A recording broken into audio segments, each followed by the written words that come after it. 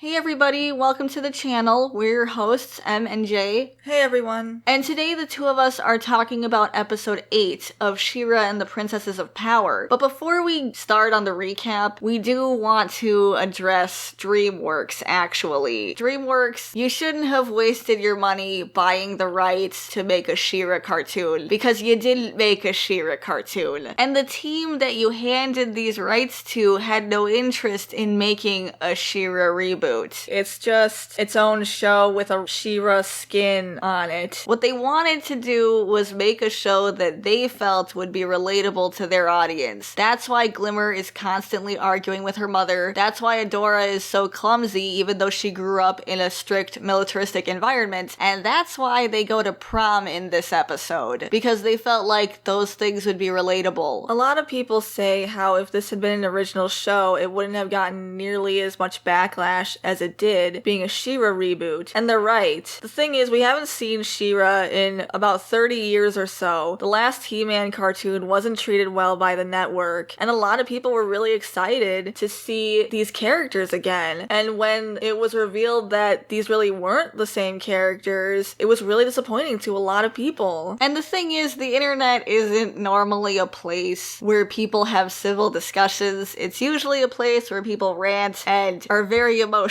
And unfortunately, that did feed a lot of the media fire. But I also feel like the media, they didn't handle it well at all. They instead went directly into angry man babies. Yeah, just attacking everyone. Regardless of that person's actual argument or who they were just labeled as bad people. Because this show was titled She-Ra and the Princesses of Power, people were expecting that they were going to see She-Ra and her friends. But instead, that wasn't the focus of what Dreamworks was doing with this show. For example, they decided that they wanted to have their Glimmer character have an aunt, and they thought, what should we name this aunt character? I don't know, there was some character in the original named Castaspella. Let's just take that name, put it on this character, and call it a day. Even though the original Castaspella and this Castaspella really have nothing to do with each other at all. Dreamworks bought the rights to She-Ra, never mind the fact that the rights to He-Man are out there with Sony, and then handed it to a team that wasn't interested in He-Man anyway, and really wasn't interested in She-Ra, so they just created their own show that really has nothing to do with She-Ra. Netflix She-Ra's showrunner, Noelle Stevenson, did an interview with Inverse, where she said that He-Man is not really on the table for this iteration of She-Ra at all. And she says that he's a very iconic character, but she believes that it would be a challenge to bring He-Man to life in the present day. Which isn't true at all. She says it's sort of a dance of figuring out how to incorporate the larger lore of Masters of the Universe without needing to visit Eternia or see these very iconic characters appear, just letting it be about She-Ra's story and her being disconnected from where she came from her family on Eternia. I think that doing that is a mistake, honestly, because a lot of She-Ra's character came from the connection with her family, and I think it's interesting how this show keeps saying how it's trying to focus on these interpersonal relationships, yet the most important one, the one between She-Ra and her family, was totally scrapped. That's actually really sad. She says in the interview, I don't know what my approach to that would be, bringing He-Man to the present day. But the thing is, this is a reboot. The approach is already there. You have the original for inspiration. Just use it. There's not really much you have to change. They're twins. They have that relationship, but they're both doing their own thing. She-Ra's in Etheria trying to free the planet from the Horde, and He-Man is in Eternia trying to keep Skeletor from taking over. There's not really a lot of challenge here, but that wasn't the story they cared to make. And, well, here we are. With that being said, this episode introduces a character who is named after Frosta from the original. But like with Castaspella, this character shares very little in common with her. Frosta in the original was the Empress of Kingdom of Snows, and here she's just a princess, and she's barely 12 years old. So she's been downgraded like Castaspella, but at least she's still royalty. The episode begins with Adora getting an invitation to a ball and asking Bo and Glimmer if they know anything about it. They excitedly tell her that she's been invited to the Princess Prom because she's sometimes a princess as She-Ra. It's an event that happens every 10 years, and they've they've been waiting that long to go. Adora isn't sure about going because she's not familiar with these sorts of things, but Glimmer tells her not to worry, she'll be right there with her, and Bo is going as her +1, and it'll also be a good opportunity to recruit Frosta for the rebellion, because the event is being held in her kingdom, the Kingdom of Snows, and she's very powerful with her magic. Bo reveals that he's going to the ball with Perfuma, which Glimmer is pretty upset about because she just assumed that they would go together, because they go to all events together. It turns out Perfuma asked Bo out of the blue if he would go to the ball with her, and he just agreed. She kind of sprung it on him during their attack on the Horde base. Glimmer tries to pretend like it's not bothering her, but Bo says it'll be cool because they can all hang out together. He then leaves so he can get ready for prom. But Glimmer still seems like she's upset by it. Back in the Fright Zone, Catra is venting to Scorpia about how she's stuck in this predicament where she wants to please Hordak so he'll make her the new Shadow Weaver, but she also has to keep Shadow Weaver happy so she doesn't demote her. She needs to capture Adora, and she has the beginning of a plan, but it's not enough. She needs to figure out the rest of it. I do like that Catra is looking at the bigger picture. She knows where she is, and she knows where she wants to be, and she's actively trying to connect the dots. That's something that we don't see from a lot of characters in this show. Scorpia suggests they try something at Princess Prom. When Catra questions how she got an invitation, Scorpia explains that she's in fact a princess, and goes on to explain her history since Catra was completely unaware of it. She says that the Horde crash landed in her family's kingdom. Her family invited them to stay, and even went so far as to give the Horde their runestone, the Black Garnet. Scorpia says this was all covered in Force Captain orientation, and Catra says that she was starting to regret not going to that, but she never skipped it. Shadow Weaver just never told her that there was an orientation. I know these episodes are written by different writers, but there's only 13 episodes, and it was only episode 5 that we learned that. It'd be nice if there was a little more consistency in this show. Catra believes they can use Princess Prom to their advantage, but Scorpia insists that she's not going because people didn't like her or her family even before the Horde came. She says that she made them uncomfortable and they didn't like that, which seems understandable considering the fact that she's constantly invading people's personal space and touching them without their consent.